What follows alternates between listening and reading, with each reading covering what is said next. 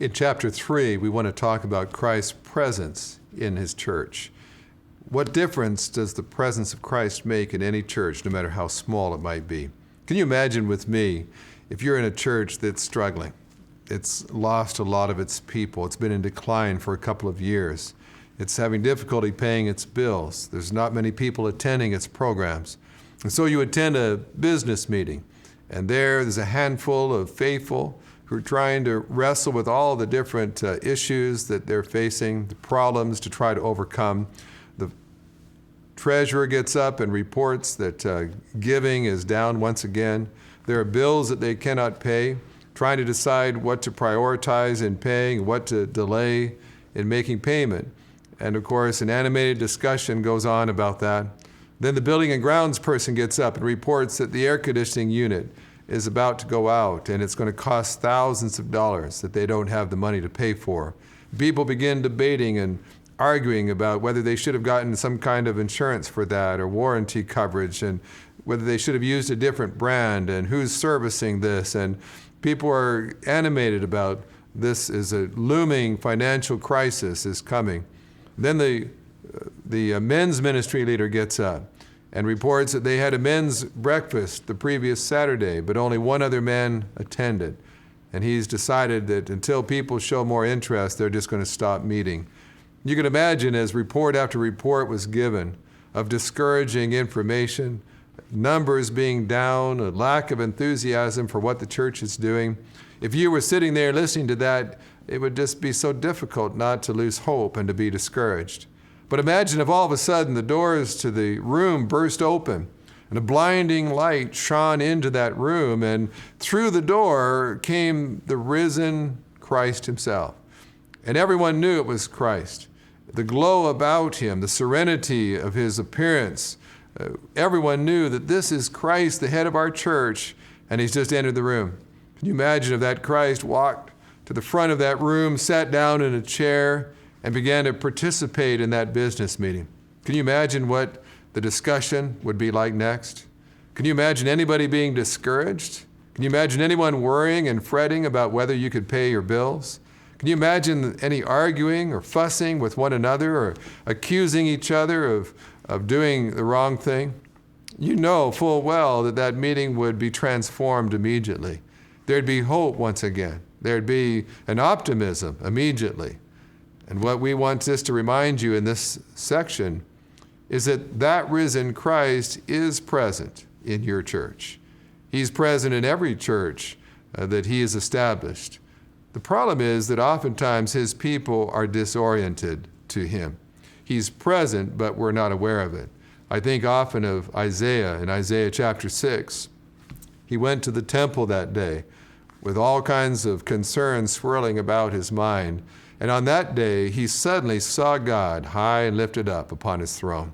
And of course, that prophet cried out, "Woe is me." He had seen God as he really was. But the truth was that that God had always been upon his throne. He'd always been present in that place. The only difference was on that day, Isaiah saw how very present God was. And for many churches that have grown discouraged and lost hope, become frustrated, the problem is not that God is not present, it is that we become disoriented to his presence. And the question is, what difference does Christ's presence make in his church? As the risen Christ walked among the lampstands in Revelation chapter 2 and 3, he had a specific word for several of the churches.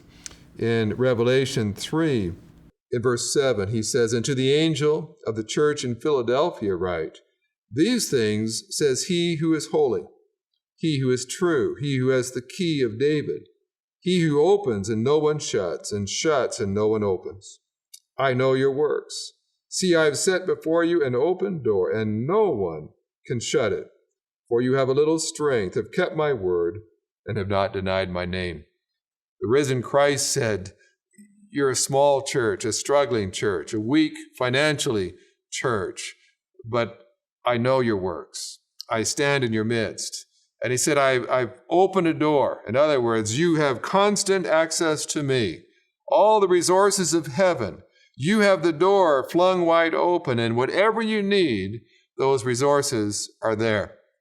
Remember also in Revelation chapter 3, verse 20, the church of Laodicea, that same risen Christ said, "Behold, I stand at the door and knock. If anyone hears my voice and opens the door, I will come into him and dine with him and he with me."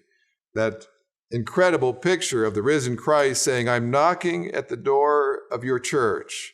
And if you'll just open the door, you'll have access to me. I'll be present with you."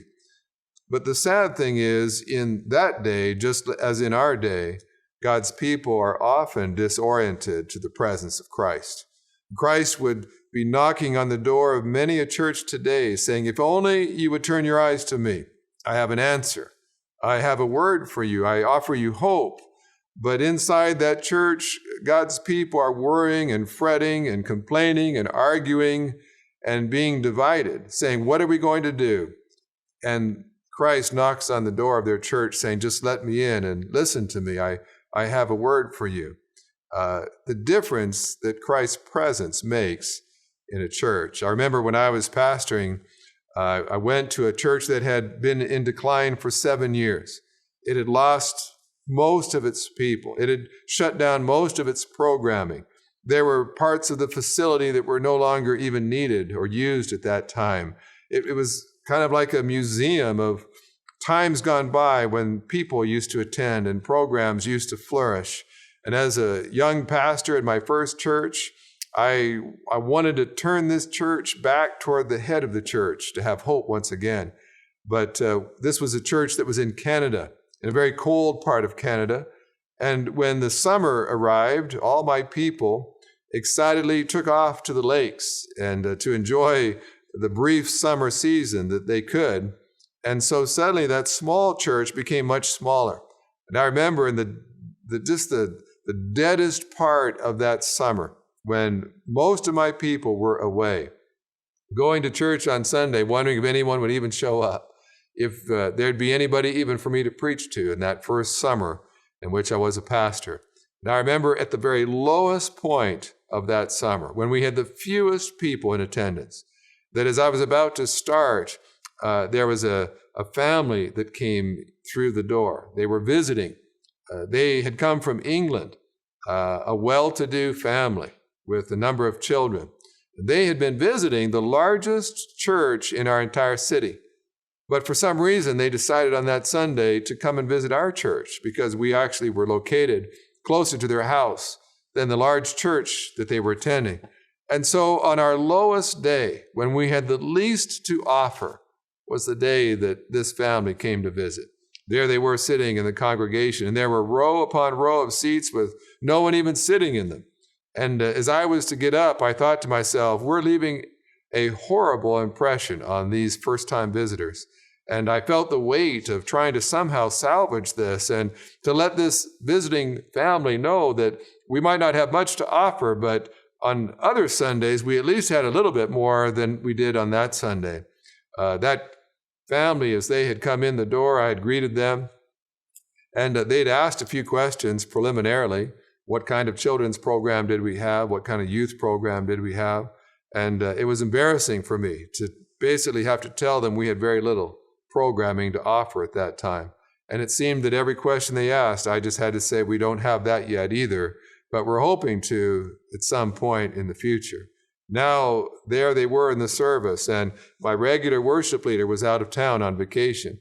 We normally had someone who backed up that at least could sing, even if they never looked up and looked at the congregation, but my second string worship leader was out of town as well. The person leading couldn't sing, had almost no stage presence, but he was at least willing and to announce the song that we're going to sing. It was terrible. Our regular pianist was on vacation that Sunday. We were down to our fourth string piano player. I think she'd had about 2 music lessons 30 years earlier, and that was about it. And you can imagine the music was awful, just a sparse attendance that day, nobody wanting to sing. And there's my visitors hearing this pathetic music. I remember during those times, I'd be driving home afterward, after the service, and I remember saying to my wife one Sunday, After being exposed to music like that, I just want to go home and take a shower. I feel like I've somehow been defiled by being exposed to such abominable music such as that. And so after that kind of music, I had to get up and welcome our visitors. And instead of making them feel welcome, I wanted to extend an apology and say, I'm so sorry that you're here today. If you would come back in a month from now, we might have people. We might have someone who could play the keyboard and could actually sing and lead the worship. And as I got up, I'm trying to salvage things. And I'm saying, well, we sure have a lot of people away today. And so sorry we don't have a regular worship leader who can sing or a regular keyboard player who can actually play. And I'm trying to somehow let these visitors know that while we may not have much, we normally have more than this. When I went to sit down for one last song before I was to preach, I just sensed the Spirit of God convicting me. And the Spirit of God said to me, well, now what did you just do? And in my spirit, I'm saying, Lord, I'm trying to save this. I'm trying to put the best face on this that I can. And I'll never forget that little conversation I had with the Spirit of God as God just assured me to say, don't get up and point out everything that is not here. Don't point out all the people who are not present. Don't point out the worship team that is not present. Don't point out all the things that you don't have, all the programming that you don't have. Just as quickly as you can, point out the one person that you do have. What God was saying is, I'm here. I'm still on my throne. I'm present. And I can change a life just as quickly in your little church as I can in any cathedral in any part of the world. So don't ever apologize for holding a service in my honor, to my glory. Just stop looking at people and focusing on your weakness and turn everyone's attention to me. And I remember preaching my heart out in that service and knowing full well this couple would never come back. The family, the man kind of graciously said, well, we wish you all the best in your little church. And as he left, I knew I'd never see him again. The next Sunday, to my great surprise, he came back. And I actually said to him, as he came in the door, I said, I'm kind of surprised to see you here. And basically what the man said was, well, things were so bad last week, we thought we'd give you a second chance. Unfortunately, we weren't in any better condition that week as we had been the week before. But this week, I just thought, I'm not going to apologize. I'm not going to point out our weakness. I'm simply going to offer all of God that I can to the people who are here. The next week, the family came back a third time, came back a fourth time. Ultimately, one Sunday, that family came up at the close of the service and said, we feel like God wants us to join your church. And I was so surprised, I actually had them share with our congregation. I just wanted our people to be encouraged that a family like this would feel led to join us. And I remember turning to the man and saying, well, tell us why you've joined. And he began by saying, well, folks, you all know I've been visiting this church down the street. It's huge. And he began to list all the programs that they had. I was feeling a little self-conscious about that, wishing I'd never asked him to speak in the first place. But after a moment, he turned and said, and every week I'd say to my wife, we've got to stop going to that church. They don't have very much children's programming. They don't have a very large facility. They don't have a lot of what we're looking for. But he said every week we'd end up coming back to the same church. And he said, this morning we decided, let's not go back anymore. That poor pastor is just going to start thinking we're going to join, and we know that we're not. And he said, so we began setting out to go to the big church that Sunday. But as we were talking with the kids and conversing, we sort of lost track of what we were doing. And the next thing we knew, we were pulling into your parking lot once again. Our kids jumped out of the van, ran on into the Sunday school classes. I looked to my wife and I said, why is it that week after week we keep coming back to this little church? And he said, my wife looked at me and said, because every time we come here, we encounter God. And I realized then that any church, if they've got the presence of Christ in their midst, can offer everything that people need. All the resources of heaven can be brought to bear on any life, on any family. And so you may be a church that's struggling right now. You may be a church that looks around and doesn't have many programs to offer, other staff, a nice facility. You may look around and say, well, what can we offer people? Well, you can offer them the presence of the risen Christ. And if you will help people see him in your midst the way you see him, don't be surprised if lives begin to be changed and people are drawn to be with you. Because ultimately, a youth program, a children's ministry can never take the place of the risen Christ. and you've got just as much of him as any other church in the world. So rejoice that he's present. Listen to what he says, and then let other people come face to face with him as well. And you'll have a ministry that changes lives every week, not because of you, but because of the Christ who ministers in your midst. Dad, I remember growing up in the church you pastored in Canada, and it was not a very attractive building, certainly in the early days. It had hard wooden chairs, loud tile floor, very unattractive facility. Yet I remember it just being a very dynamic place. College students were attracted to it. They didn't care about how ugly the building was. They just kept finding something dynamic, something exciting every week when they came into that church. I wouldn't call the music cutting edge. The worship band wasn't anything unusual. Really, if you looked at that church, pretty well everything we did was pretty ordinary, yet it was the most exciting church in the whole area.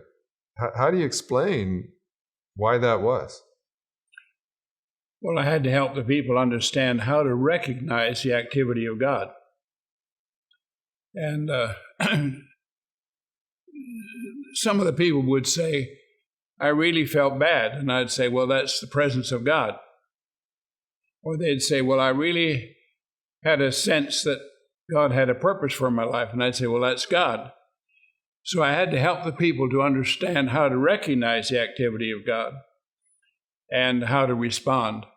I know you would always have a public invitation, but you'd always explain before you did that if you're feeling this way, that's not just you're feeling guilty. This is the Spirit of God convicting you, guiding you, speaking to you, and because people are disoriented to God, no one's ever helped them recognize God speaking. That's very true. And so even in a worship service, you'd have to be throughout the service explaining, now this is what God does. He draws people to himself.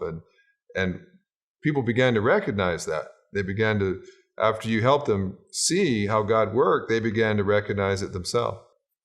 Yeah, that's exactly true. They just had no understanding of how to recognize the activity of God. But that was my responsibility, to help them to know God and to recognize his activity, and to learn to be obedient and to respond. And when they did, of course, God then made a huge difference in their life. Now, I know we both have been in churches of various sizes and spoken in large churches. And sometimes the opposite is true also. Some churches have great sound and great worship teams and great choirs and great programs. And the problem is sometimes the presence of Christ can be lost in all the noise and commotion of activity. Yeah, it can be either people-centered or God-centered. And sometimes when they try to have a great experience, they don't experience God. So I had to explain it. Often in pastors' conferences, I would discuss this. I know that was the problem with the church in Laodicea, wasn't it? They said, we're wealthy, we have everything, and we have all the resources, we have a nice facility, and Christ would say, you have no idea how impoverished you really are. I'm knocking at the door of your church, and the noise of all of your activity and programming has drowned out my voice, and you think that you can carry on church without the presence of Christ. How does a church become oriented once again to Christ's presence? You wrote the book Experiencing God, and that seemed to really resonate with people because many churches week after week heard about God, but they had not experienced him. And it seems like that's the essence of what Experiencing God teaches and what a church ought to, that when you come to church, you're not just encountering a worship service, you're encountering the God of the worship service. Yeah, and I would, I would watch carefully to see who God brought that day and who was responding. So I always took extra time in the invitation to talk with the people who were coming. And so it might be a senior adult who had a tremendous burden now to reach out to people in the hospital. And I would then interpret that to say, God can speak to anybody in the body, and the body needs to respond. So maybe through this senior adult lady, God is calling our church to start a ministry to the hospital. And that happened Sunday after Sunday when I would interpret to the congregation what God was doing in the life of individuals. And that was calling us to respond, because the head can speak to any part of the body, but the body needs to understand what the head is trying to say. I remember being in some of those services where a person would come forward to be baptized or to become a Christian or to join the church. And instead of saying, today, Doug has come and wants to join our church, you would always say it in terms of God's activity. You would say, God has been working in Doug's life, and God's been drawing him to our church. And today, God just led him so powerfully to say, today you must join this family. And that made all the difference. Instead of just saying, oh, nice to see Doug decided to join us, instead we saw the activity of God in Doug's life that day. That's exactly right. And it's just the shift between seeing the activity of people or seeing the activity of God in your midst. Yeah. So often, churches do focus on what people are experiencing rather than what God is doing. And it was my responsibility to make sure that the invitation was God-centered. And that made a huge difference in the congregation. You know, one other thing just to mention as well, and that is when you are ministering, especially perhaps in a difficult setting, maybe you're facing opposition, maybe money is short. As a church leader, it makes a huge difference too that you're not just a religious professional, but that same Christ is present to guide you and walk with you and minister to you personally as well, isn't it? His presence can make the difference between you burn out as a minister, serving God, and the difference it makes when you're abiding with Him and walking with Him and ministering in His strength. Yeah, it's quite possible that a person can be people-oriented rather than God-oriented. Even the pastor can. Oh, very much so. The pastor is the key. And the pastor needs to be able to recognize and share with the church what God's doing. And He's present in every worship service, and He's present and active in every person. And I think, we've talked about this a lot. I think sometimes we have to be careful how we as church leaders present Christ to our church, don't we? For instance, when we pray, we say, God, we pray and ask that you'd be with us today. That implies He's not with us, doesn't it? Yeah, I never pray that way because I always say, Lord, thank you for your presence among us. And may these dear people experience you personally in their lives. Thank you for being here.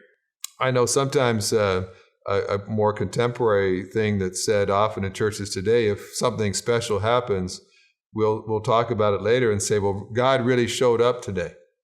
And I tend to want to say, well, God was always there. We showed up today. We came today with a heart that was open for God now to be pleased to do work in. But sometimes the way we talk from the pulpit and the platform, we send the wrong message to people. No question about that. When we begin a service by inviting God to join us in our worship time, it's the implication is He's not here yet, but if we invite Him, maybe He'll come.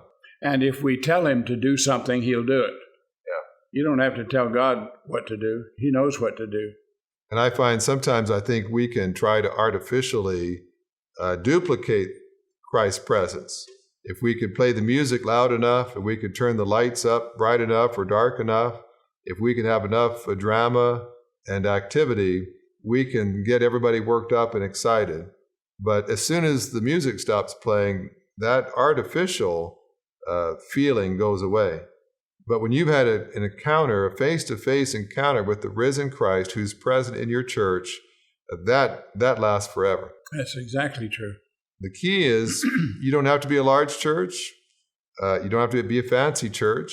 But every church of any size, any place, has the presence of Christ in it. And the key is for God's people to recognize his presence themselves, and then to help everyone else who comes to also come to face with that same Christ. And if you become oriented to the presence of Christ in your church, anything can happen. We need to practice the presence of God. And our prayer for you would be that in the coming days, rather than focusing perhaps on what isn't in your church, you'd focus on who is in your church. And as Christ walks among the lampstands, with those eyes ablaze with fire, the two-edged sword coming out of his mouth, and the glow about him as he looks at your church, when you're aware that he is present in your church, you can't help but have hope, and have hope that the best days of your church lie before you, not behind you. So our prayer would be that even this week, you would pray and say, oh God, help open our eyes that we see how very present you are in our church. And then let us live and act like you're as present as the scriptures say you are.